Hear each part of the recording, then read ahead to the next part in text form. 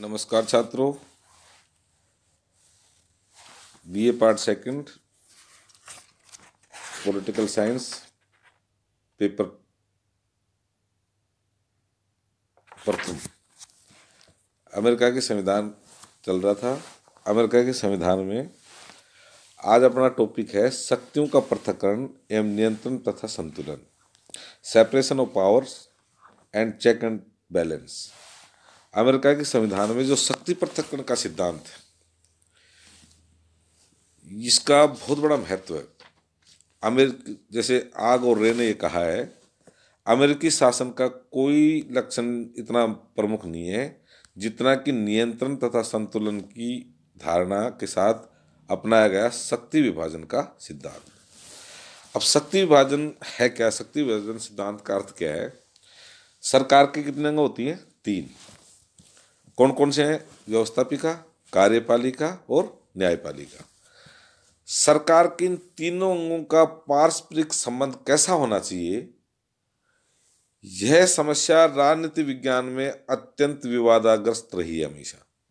और इस संबंध में समय समय पर जिन सिद्धांतों का प्रतिपादन किया गया, उनमें मॉन्टेस्क्यू द्वारा प्रतिपादित शक्ति पृथक्करण का सिद्धांत सबसे अधिक महत्वपूर्ण है। शक्ति पृथक्करण का सिद्धांत इस विचार पर आधारित है कि निरंकुश शक्तियों के मिल जाने से व्यक्ति भ्रष्ट हो जाते हैं और अपनी शक्तियों का दुरुपयोग करने लग जाते हैं। इस सिद्धांत के प्रतिपादकों का यह विचार था कि व्यवस्थापिका का काम है कानून बनाना होना चाहिए, कार्यपालिका का काम है कानूनों को क्रियान्वित करे और उसके अनुसार चलाए तथा न्यायपालिका उन कानूनों के अनुसार निर्णय करे। तो शक्ति विभाजन का ये सबसे प्रमुख प्रतिपादक कौन है? मॉन्टेस्क्यू। और मॉन्टेस्क्यू ने इस बात पर विशेष बल दिया है कि सरकार के 3 अंगों में से प्रत्येक अपने अपने क्षेत्र में स्वतंत्र होना चाहिए, उसे अपने कार्य क्षेत्र तक ही सीमित रहना चाहिए तथा उसके द्वारा दूसरे अंग के कार्यों को प्रभावित करने या उस पर नियंत्रण स्थापित करने की चेष्टा नहीं की जानी चाहिए। ये किसने कहा है? मॉन्टेस्क्यू ने। और मॉन्टेस्क्यू कौन है? शक्ति पृथक्करण सिद्धांत के प्रथम प्रमुख प्रतिपादक। अब अमेरिकी संविधान निर्माताओं पर शक्ति विभाजन सिद्धांत का क्या प्रभाव? अमेरिकी संविधान निर्माताओं ने अमेरिका में एक सीमित शासन की स्थापना करना चाहते थे और इस बात के लिए प्रयत्नशील थे कि शासन अत्यधिक शक्तिशाली होकर नागरिक स्वतंत्रताओं को आघात न पहुंचा सके। इसके लिए उनके द्वारा न केवल संघीय शासन को अपनाया गया बल्कि संविधान के प्रथम 10 संशोधन करते हुए मौलिक अधिकारों की व्यवस्था की गई, बल्कि अपने संविधान को शक्ति विभाजन सिद्धांत पर आधारित भी किया। संविधान निर्माता मॉन्टेस्क्यू के शक्ति विभाजन सिद्धांत से प्रभावित थे। उनका विश्वास था कि जितनी अधिक शक्ति होती है उतनी ही अधिक दुरुपयोग होने की आशंका रहती है। संविधान सभा में के एक प्रमुख सदस्य मेडिसन ने संबंध में चेतावनी देते हुए प्रसिद्ध पत्रिका फेडरलिस्ट में ये लिखा है कि व्यवस्थापिका, कार्यपालिका और न्यायपालिका संबंधी सारी शक्तियों का एक ही हाथों में एकत्रित होना, चाहे वह एक व्यक्ति हो, थोड़े हों या अधिक हों, चाहे वंशानुगत हों, स्वतः नियुक्त हों या निर्वाचित हों, अत्याचारी शासन की उपयुक्त परिभाषा कही जा सकती है। 1787 में फिलाडेल्फिया सम्मेलन के द्वारा जब संविधान के निर्माण का कार्य प्रारंभ किया तो संविधान निर्माताओं ने शक्ति विभाजन के सिद्धांत को संविधान का आधारभूत सिद्धांत बनाने का निश्चय किया। मेडिसन बार बार कहा करता था कि इस निरंतर मॉन्टेस्क्यू की अदृश्य छाया से प्रेरणा ग्रहण करते रहें। अमेरिकी संविधान और शक्तियों का पृथक्करण कैसा है? संविधान में शक्तियों के विभाजन को अपनाने में कोई औपचारिक घोषणा नहीं की गई, न ही संविधान में किसी स्थान पर शक्ति विभाजन सिद्धांत को परिभाषित किया गया। लेकिन शक्ति विभाजन सिद्धांत अमेरिकी संविधान की मूल भावना है और संविधान के प्रथम 3 अनुच्छेदों में यह स्पष्ट किया जाता है कि संविधान शक्ति विभाजन के सिद्धांत पर आधारित है। यह अनुच्छेद कौन कौन से हैं? अनुच्छेद 1 खंड 1 संविधान में प्रदान की गई समस्त व्यवस्थापन संबंधी शक्तियां एक कांग्रेस में निहित होंगी। अनुच्छेद 2 खंड 1 समस्त कार्यपालिका शक्तियां संयुक्त राज्य अमेरिका के राष्ट्रपति में निहित होंगी। और तीसरी अनुच्छेद 3 खंड 1 न्याय संबंधी समस्त शक्तियां एक सर्वोच्च न्यायालय तथा उन नीचे के न्यायालयों में निहित होंगी जिन्हें कांग्रेस समय समय पर प्रतिष्ठित व स्थापित करेगी। इस प्रकार व्यवस्थापिका, कार्यपालिका और न्यायपालिका में शक्तियों का स्पष्ट विभाजन किया गया। संविधान निर्माता चाहते थे कि केवल सिद्धांत में वरन व्यवहार में भी सरकार के तीनों अंगों की प्रकृति अलग अलग होनी चाहिए तथा उनके द्वारा कार्यों का संपादन एक दूसरे से अधिक स्वतंत्र रहते हुए किया जाना चाहिए। अतः संविधान सरकार के इन अंगों की स्वतंत्रता को सुनिश्चित करने के लिए इन्होंने एक निम्न व्यवस्था की गई थी। पहली व्यवस्था है शासन के तीनों अंगों के सदस्यों के चयन की प्रक्रिया भिन्न भिन्न होनी चाहिए। कांग्रेस अथवा सीनेट का प्रतिनिधि सभा के सदस्य जनता द्वारा प्रत्यक्ष निर्वाचित होते हैं। राष्ट्रपति एक निर्वाचक मंडल अथवा जनता द्वारा परोक्ष रूप से निर्वाचित होता है और न्यायाधीशों की नियुक्ति सीनेट के अनुसमर्थन पर राष्ट्रपति द्वारा होती है। यद्यपि राष्ट्रपति के परोक्ष निर्वाचन की बात केवल सिद्धांत में ही है, लेकिन संविधान निर्माताओं ने सरकार के तीनों अंगों के लिए क्रमशः प्रत्यक्ष निर्वाचन, परोक्ष निर्वाचन और मनोनयन की पद्धति यही सोचकर अपनाई थी कि सरकार के तीनों अंगों की प्रकृति अलग अलग रहे। दूसरा, शासन के एक ही अंग की सदस्यता का प्रावधान। अमेरिका में कोई भी नागरिक व्यवस्थापिका, कार्यपालिका या न्यायपालिका सरकार के इन तीनों अंगों में से किसी एक अंग की सदस्यता ही प्राप्त कर सकता है। यदि कांग्रेस के किसी सदस्य को मंत्रिपरिषद का सदस्य अथवा न्यायाधीश के पद पर नियुक्त कर दिया जाए तो पद ग्रहण करने से पूर्व उसे क्या करना पड़ेगा? कांग्रेस की सदस्यता से त्याग पत्र देना पड़ेगा।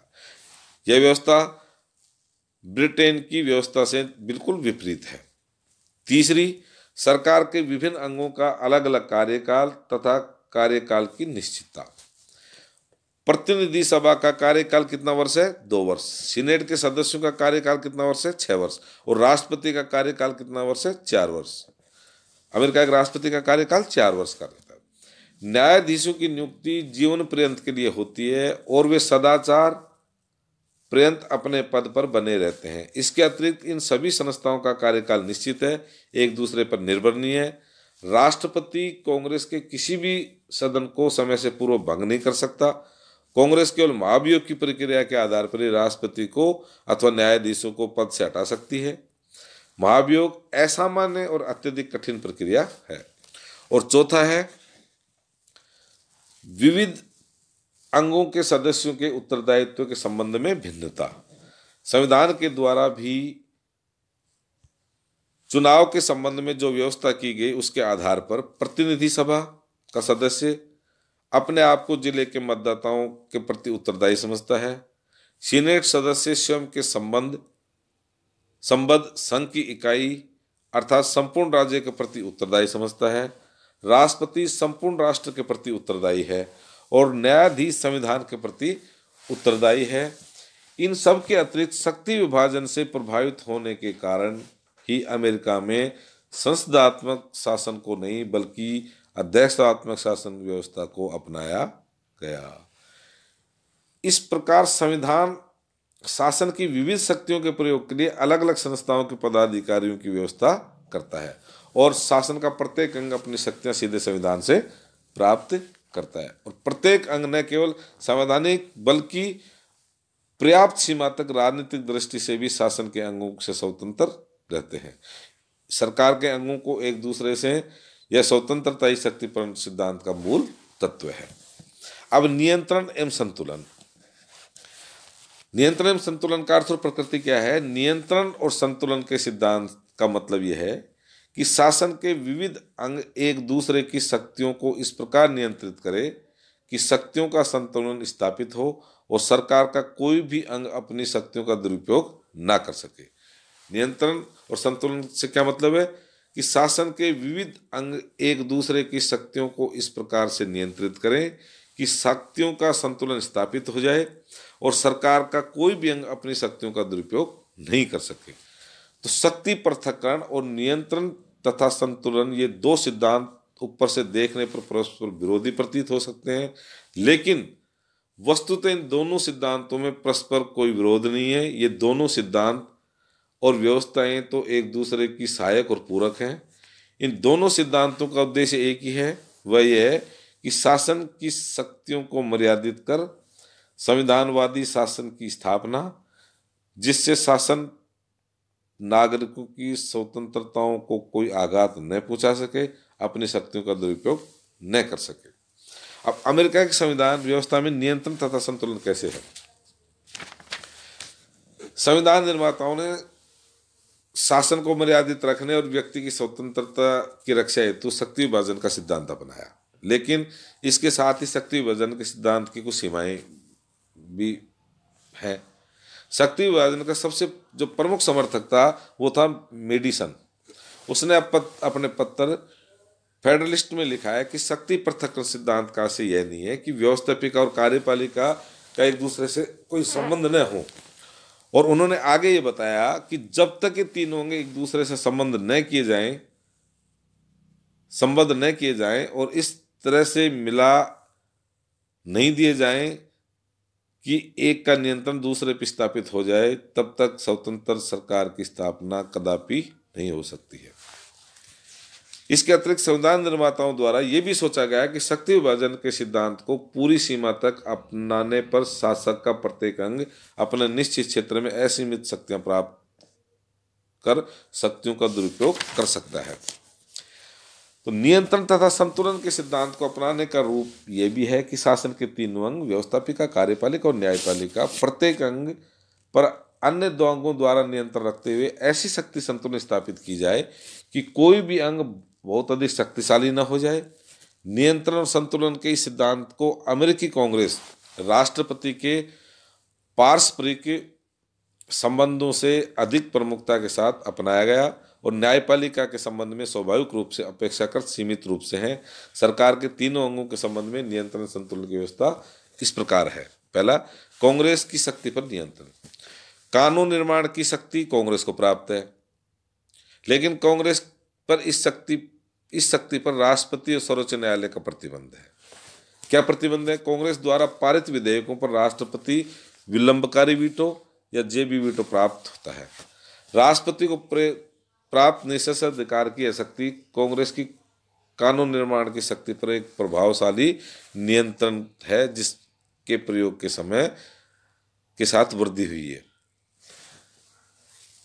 दूसरी है राष्ट्रपति अर्थात कार्यपालिका की शक्ति पर नियंत्रण। भाई, कांग्रेस की शक्ति पर तो नियंत्रण किसका है? राष्ट्रपति का। विलंबकारी निषेधाधिकार लगा देता है और पॉकेट वीटो जेबी विशेषाधिकार। अब राष्ट्रपति अर्थात कार्यपालिका की शक्ति पर क्या नियंत्रण है? राष्ट्रपति देश की कार्यपालिका का क्या होता है? प्रधान होता है, लेकिन वह प्रशासनिक क्षेत्र में मनमानी करते हुए तानाशाह नहीं बन सकता। क्यों नहीं बन सकता? कांग्रेस द्वारा अनेक रूपों में राष्ट्रपति पर की शक्तियों पर अंकुश रखा जाता है।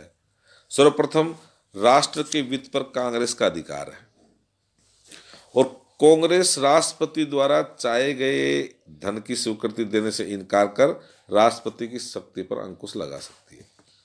और व्यवहार में कई बार ये देखा गया है कि कांग्रेस ने अपनी शक्ति का प्रयोग प्रभावशाली रूप से किया भी है। इसके अलावा राष्ट्रपति देश को दो रूपों में नियंत्रण रखती है। राष्ट्रपति देश का सेनाध्यक्ष है और वह परराष्ट्र संबंधों का संचालन करता है, लेकिन कांग्रेस की राष्ट्रपति की शक्ति पर दो रूपों में नियंत्रण रखती है। पहला क्या है? संविधान के अनुसार राष्ट्रपति द्वारा की गई युद्ध की घोषणा की पुष्टि कांग्रेस करे। इसी प्रकार राष्ट्रपति द्वारा किए गए समझौते और संधियों की पुष्टि सीनेट के द्वारा अपने 2/3 बहुमत से की जानी है। इस पुष्टि के अभाव में संधि और समझौते व्यर्थ हो जाते हैं। कांग्रेस द्वारा पुष्टि प्रदान न किए जाने के कारण राष्ट्रपति विल्सन अमेरिका का राष्ट्रसंघ का सदस्य नहीं बन सका। इसी प्रकार राष्ट्रपति को बड़े बड़े पदों पर नियुक्ति करने का अधिकार प्राप्त है, लेकिन राष्ट्रपति को बड़े बड़े पदों पर नियुक्ति करने का अधिकार तो है, लेकिन राष्ट्रपति अपनी इस शक्ति का दुरुपयोग न कर सके, इसके लिए व्यवस्था की गई है कि नियुक्तियों पर सीनेट की स्वीकृति आवश्यक है। और कांग्रेस के द्वारा राष्ट्रपति पर क्या लगाया जा सकता है? महाभियोग लगाया जा सकता है। तो राष्ट्रपति की शक्तियों को न्यायपालिका द्वारा भी नियंत्रित किया जाता है। सर्वोच्च न्यायालय राष्ट्रपति के कार्यों का सर्वेक्षण कर सकता है और यदि वो कार्य संविधान की व्यवस्था के प्रतिकूल हों तो उन्हें अवैध घोषित भी कर सकता है। और तीसरा, न्यायपालिका अर्थात सर्वोच्च न्यायालय की शक्तियों पर भी आंशिक नियंत्रण। न्यायपालिका पर भी व्यवस्थापिका और कार्यपालिका द्वारा सीमित नियंत्रण रखा गया है। कैसे? कांग्रेस के द्वारा न्यायाधीशों की संख्या और उनके वेतन निश्चित किए जाते हैं। राष्ट्रपति सीनेट की सहमति से न्यायाधीशों की नियुक्ति करता है। कांग्रेस के द्वारा संघीय न्यायालयों का अपीलीय क्षेत्राधिकार भी सीमित किया जा सकता है और कांग्रेस महाभियोग के आधार पर न्यायाधीशों को पद से हटा भी सकती है। यदि सर्वोच्च न्यायालय कोई ऐसा निर्णय दे दे जो कि कांग्रेस की दृष्टि से अनुचित है तो कांग्रेस संविधान में संशोधन करके उसे उचित घोषित कर सकती है और लागू कर सकती है। तो राष्ट्रपति को यह भी अधिकार प्राप्त है कि वह न्यायपालिका द्वारा दंडित किसी व्यक्ति को क्षमा कर दे, उसका दंड स्थगित कर दे अथवा दंड को कम कर दे। तो सरकार के ये अंग तो एक दूसरे पर नियंत्रित करते हैं। इसके अतिरिक्त कुछ और भी नियंत्रण है। वो क्या क्या है? कांग्रेस के दोनों सदनों का एक दूसरे पर नियंत्रण।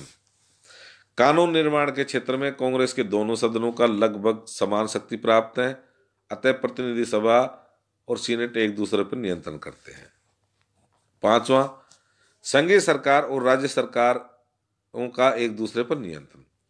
संविधान द्वारा स्थापित संघात्मक व्यवस्था में राज्य सरकारों को पर्याप्त शक्तियां प्राप्त हैं। संविधान संशोधन के प्रस्तावों पर 3/4 राज्यों के अनुसमर्थन की आवश्यकता होती है। इस प्रकार संघीय सरकार और राज्य सरकार एक दूसरे पर नियंत्रण रखती है। अब नियंत्रण और संतुलन के सिद्धांत की आलोचना। इसकी आलोचनाएं क्या है?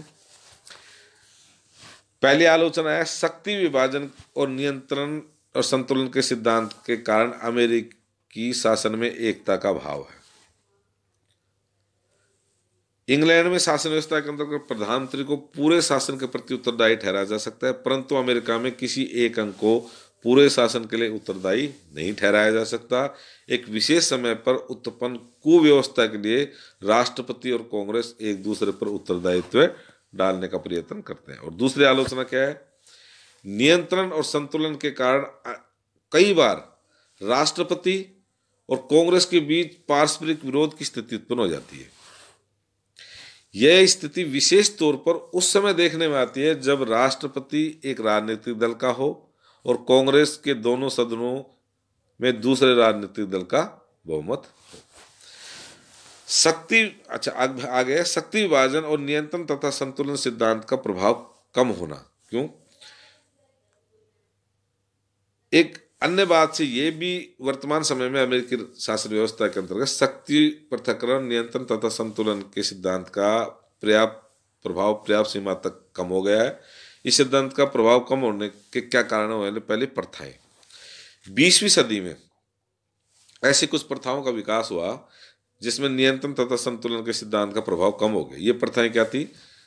सीनेटीय शिष्टता, अवकाश नियुक्तियां की प्रथा और कार्यपालिका समझौतों का प्रभाव। सीनेट की शिष्टता क्या है? इसके आधार पर राष्ट्रपति द्वारा की गई जो नियुक्तियों पर सीनेट का अनुसमर्थन सुनिश्चित हो जाता है यदि संबंधित नियुक्तियां एक सीनेटर स्वीकार कर ले जिसके राज्य में नियुक्तियां की जानी है। इस प्रथा ने राष्ट्रपति तथा सीनेट के बीच सद्भाव और सौदेबाजी की मिलीजुली स्थिति को जन्म दे दिया। इसी कारण अवकाश नियुक्तियों की प्रथा ने राष्ट्रपति को सीनेट में के अवकाश काल में सीनेट के अनुसमर्थन के बिना नियुक्तियां करने का अधिकार दे दिया।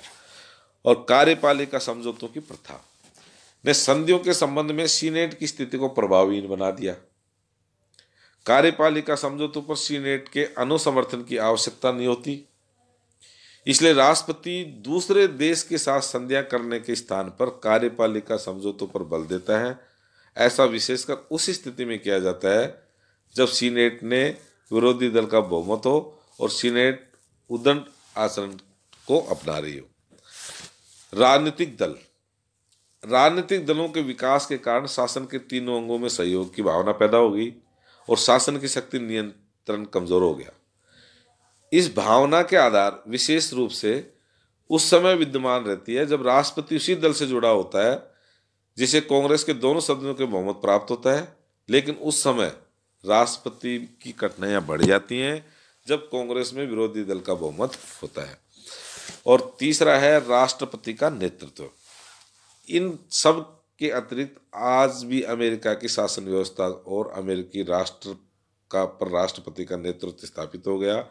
रेडियो, टेलीविजन, प्रेस, सम्मेलन आदि माध्यमों से राष्ट्रपति अमेरिकी जनता के साथ सीधा जुड़ गया है।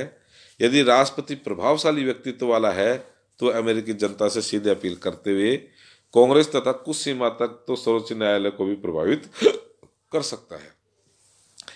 व्यवहार में यह देखा गया है कि आपातकाल में जो शक्ति विभाजन और नियंत्रण तथा संतुलन का सिद्धांत लगभग पूर्णतः समाप्त हो जाता है और समस्त शासन तंत्र पर राष्ट्रपति का निर्विवाद नेतृत्व स्थापित हो जाता है।